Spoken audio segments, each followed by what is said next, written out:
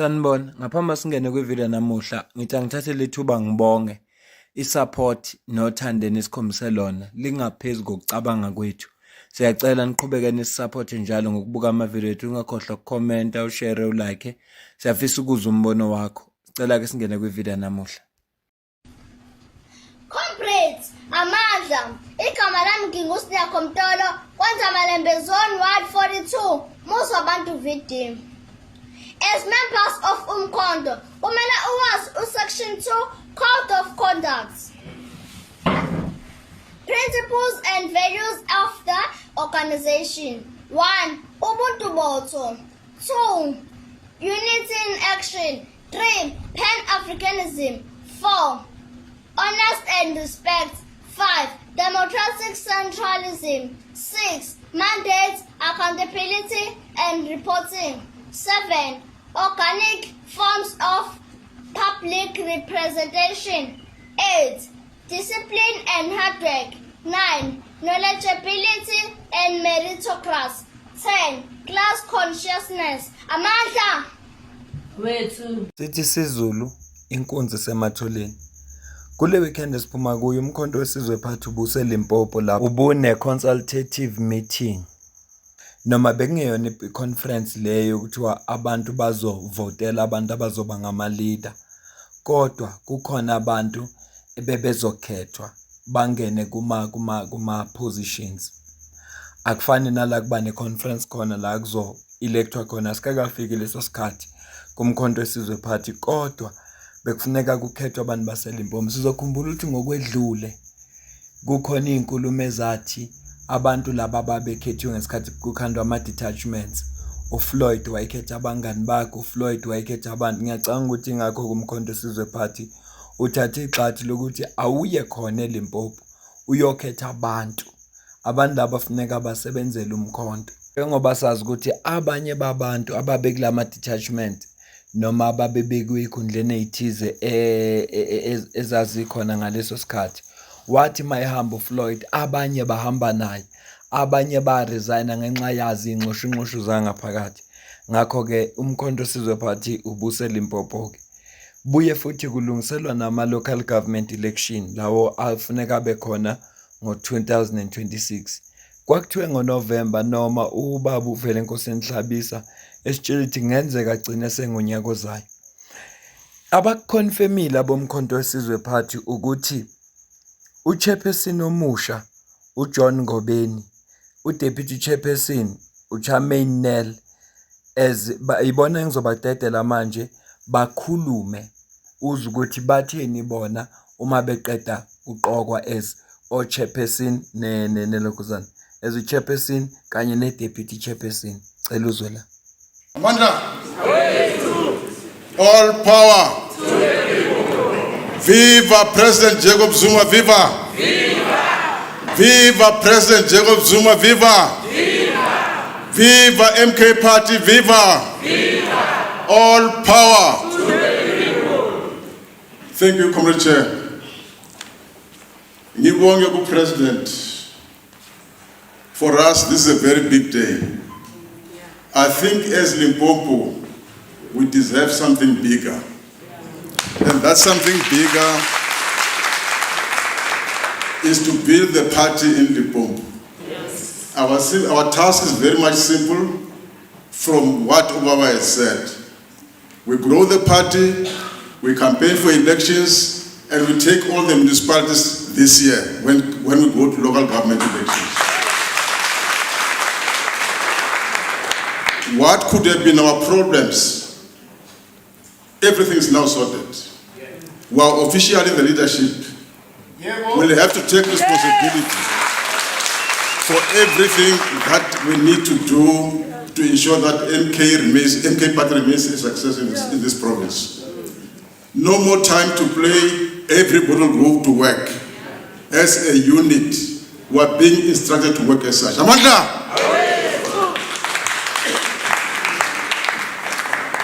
Kwaza mkhonto kwaza. Viva MK, viva. Unite Limpopo, unite. Comrade President, the ground is fertile in Limpopo. I've traveled the regions, and I believe this marks a day in which, as Limpopo, we are going to unite. Yes. And work through two-third majority. Yeah. In taking, we are sure of, we are going to deliver some municipality in Limpopo. That is a showcase. But at the same breath, Comrade President, we need the resources. Yeah. We cannot do that without resources. Unite, Limpopo, unite! Sengivele ngabona ukuthi kungani lo mama bemqokile ukuthi akabe uDeputy Chairperson. Ayikho into ebaluleke njengomuntu okwazi ukukhuluma into eqondile. Hayi umuntu obambe yeke cha ukuze sisebenze sidinga ama resources and iqiniso nje leli elimsulwa. Ngoba egcineni kosuku kuzobe kuthiwa abawenza umsebenzi kahle. Kufuneka abasuke bazi ukuthi bashoda ngama resources ukuze uma bengawalethi ezokwazi ukubakhumula athi nganitshela kusuka ngosuku lokuqala. Sengiyabona. Sengivele ngabona ngingakamazi nje lo mama kodwa sengivele ngabona ukuthi kungani bem-electile as u-Deputy Chairperson. Ya bayadingeka abantu abakwazi ukukhuluma into eqondile nezwakalayo. U-DSG womkhonto wesizwe party angilazi igama lalo sisi. Kodwa ngizokucaphunela yena uze ukuthi uthini. Ngiyafisa kodwa ukuze ukuphawula kwakho la comment section. Amandla! Phambili nge-unit eLimpopo phambili! Thank you, Comrade Chairperson. Ngibulise ku-Comrade President nama-national officials. Ngibulise futhi kwindlu yonkana with the new leadership yaseLimpopo that has just been confirmed. Ngiyabonga kakhulu. As it has been explained, now you are going to go in your separate corners as different regions to identify comrades that you are going to recommend as leaders in the regions. And this is going to be used as a formula for also when you go to the sub-regions. Now, as it has been explained, this is not a conference, and we know Comrade Tomunye yesterday mentioned it. Our party conducts its business right now based on the principle of democratic centralism. So you are going to identify and recommend. So here is the guideline when you do that. What we are really looking at in terms of leadership, we have to be very careful and we have to think, what type of cadres are we going to identify leadership? So we have to make sure we go study our constitution because kunama values in the constitution of MKP that says this is how a cadre or a revolutionary of MKP is supposed to behave. So look at those values that you are thinking that should be part of the leadership. Do they exhibit those characteristics?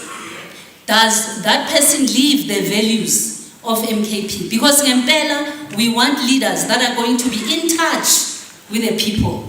Leaders who will come there not to represent themselves and their own self-interests, but to represent abantu baseLimpopo, because at the end we're looking at taking over this country. Now we're not going to do this thing ngoba ubrawam ngoba umuntu engazana naye ngoba sidla sonke, not here, angithi. So here is how it's going to be done. So look at, we know ukuthi history yethu as abantu abamnyama iphuma. Yes, ama educational qualifications abalulekile, kodwa they are not going to be a criteria necessarily. Mawufundile siyabonga and siyathanda vele ukuthi masifundile. Kodwa we are not going to disadvantage comrades abangakhona ukuthola ithuba. Kuukuthi kodwa they are capacitated and they have a proven record. Now we are going to advise you ukuthi, I'm sure in communication ithe fanele niletha ama CV and basho ukuthi these are the things that you are going to make sure ukuthi are included. What we are really looking at, siyafuna ukubona your political activism. Siyafuna ukubona ukuthi you have a track record eyokuthi you have led somewhere. Noma ngaba abantu abayi-3. Ngoba you know, of course, you know, once nje naba abantu abayi-3, somebody has to lead, you know. Otherwise kuba yi-anarchy. Now, abanye abantu have not gotten that chance of leading somewhere. Kodwa we have observed ukuthi makune project nyana, immediately they take a leadership role, you know. And we should be able to say, asimnikeni chance comrade. And when we look at the values of Umkhonto weSizwe, they embody that. Yeah. Now, singa didegini. And ngiyacela bakwethu, we know ukuthi infiltration, whether we like to pronounce it or not, ikhona. Ngoba iphathi yethu uComrade President yesterday uyicacise kahle even nange 16 when we were here. Iphathi yethu is under threat. Asibalalisi onxiwankulu. Basifuna singekho like yesterday. And how are they going to do that now? They are going to send their own people who are going to wear the t-shirts like us, bagqoka ama-cap njengathi, bashaya itoyitoyi njengathi. Kodwa leyo nto ayisho ukuthi masiloko sitreatana ngesuspicion, no.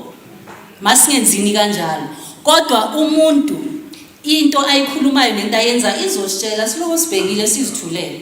Simbona ukuthi yena ukhuluma njengathi, ucula njengathi, kodwa akusowethu.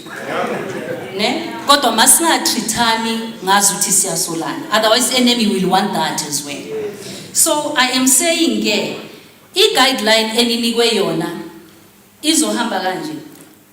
We will add other things in the guideline that you have been given, so that sazi ukuthi these are the things that are important that we want to know about this person that you are identifying.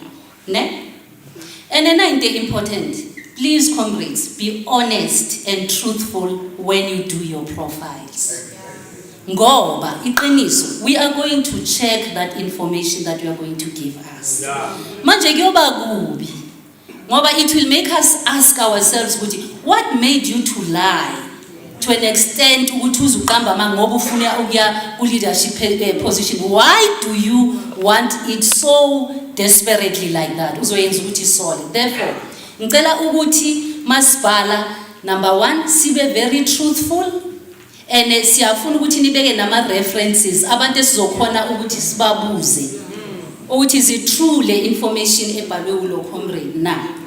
My other thing, into no, unfortunately, umuntu one criminal record, not unless a criminal record eyenzeke before 1994, ne? But umuntu one criminal, yeah, umuntu one criminal record eyokuthi related to the struggle, and even now maybe on a criminal record kodwa that has to do with the struggle, it's something different. Ne? And another thing eyokugcina that I want to say is that, comrades, ngiyacela bandla ukuthi let us do this thing. Engqondweni yethu sine vision yala siya khona as eMKP. Isibonelo esisibonile namhlanje, I really want to commend you. I want to commend you, Comrade Virginia. Unkhumbuze indaba yaka King Solomon owaletha iwisdom. Mabaletha kuye ukuthi nango umntwana manje owami lo mntwana oshonile no akuso owami ophilayo oshonile akuso wami so wenza ne wisdom, and then omunye umama okowakhe umntwana wathi for the sake yokuthi lo mntwana aphile, I know ukuthi owami utho wakhe makamthathe, you know. So I am not saying by saying that anything that has to do with Comrade Charmaine, no. Ngicela ukuthi ningathi lento engiyikhulumayo has anything no Comrade Charmaine. uComrade Charmaine uzibonakalisile i-leadership here. That is why abantu abangaka bavungamile ukuthi they want uComrade Charmaine ukuthi angene, which is why i-national leadership ibonile ukuthi Comrade Charmaine without ukuthi angenile sizobe i-unity singayenzanga. So siyacela ke bakwethu ukuthi masenze kanjalo, sikhumbuleni ukuthi this is all about the MK party iyothola i 2/3 majority. this is all about the MK party iwine ama-local government elections. Iqiniso lodwa la mase sisa Shongo kahle ekuqaleni uma ngithi bekwi-conference. Bathi into abebenayo lapha bathi i-consultative meeting with Limpopo structures to elect leadership. Ya, basho kanjalo. Bathi i-consultative meeting with Limpopo structures. Njengoba ngishilo ukuthi loya mama loya nami bengingamkhetha ngoba ngizokukhuluma kwakhe. Kodwa ke kwesinye isikhathi kuyenzeka babe babili abantu abanobuhlakani njengoba umuzi uDSG emncoma lo mama ukuthi ukuvumele ukuthi ngoba lo ufunwa ngabantu noma ninobuhlakani ekugcineni kosuku it's about the organization not an individual futhi hayi ukuthi ngoba abantu bengakukhethanga awusezuba nayo contribution uzoba nayo yabona kuyekuthiwa mangabe ku-organization sebenza la ukhona ngoba ngeke bonke abantu baphathe so iyona into ebiyenziwa lapha ya eLimpopo ngoba ngiyabona ukuthi bagwema lento yake yenzeka naloku akukhuluma kwakwabakhona la kuthiwa khona hayi abantu laba bakhethwa uFloyd uyabona manje abantu bazokhethwa kuba abantu baseLimpopo akekho umuntu ozothi kunokwenzelela ngoba abantu bazobhalisa amagama bazichaze bafaka ama-reference bazi ukuthi yini efuneka yenzeke kwenzela ukuthi noma sekubuzwa abantu bakwazi abantu ukuconfirm ukuthi ya yena uyiyo lento athi uyiyo ibalulekile ke lento abayishoyo ngiyabona ukuthi umkhonto kulokhu uyisebenzise kahle lento ngoba bagwema umsindo wakwabakhona ekuqaleni mningi ngempela umsindo kuthiwa no umuntu okokuqala okhethiwe kunje lo msindo loyo namhlanje awusezukubabikho futhi ke nokwamukeleka eLimpopo njengoba bethu uyabancoma abantu baseLimpopo ukwamukeleka nokubona ukuthi abantu bayayithanda organization yiyo khona ukuthi bekukhona lezi inkinga ezikhona asiyibambe le video bengithi nje angikwazise ukuthi kuqhubakalana ngale kwalokho mina nawe asidibane kwivideo elandelayo ngiyabonga kakhulu.